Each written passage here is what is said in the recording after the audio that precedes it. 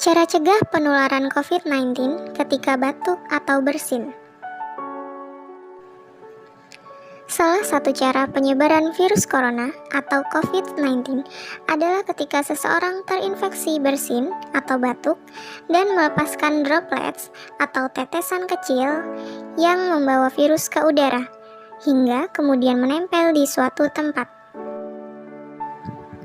Berikut adalah informasi dan tips untuk menghindari penyebaran virus corona jika kamu sedang bersin atau batuk.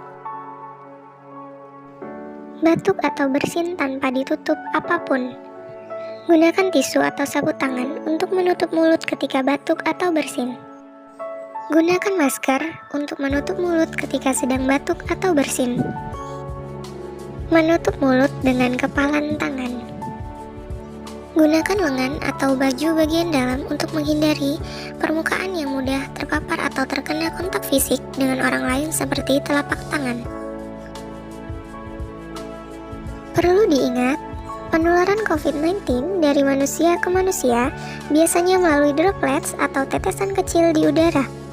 Ini berarti virus tersebut bisa tersebar ketika seseorang yang terinfeksi COVID-19 dengan batuk atau bersin dan melepaskan droplets tersebut ke udara, sehingga virus dapat menempel di benda-benda yang ada di sekitarnya. Demikian cara cegah penularan COVID-19 ketika batuk atau bersin. Semoga bermanfaat.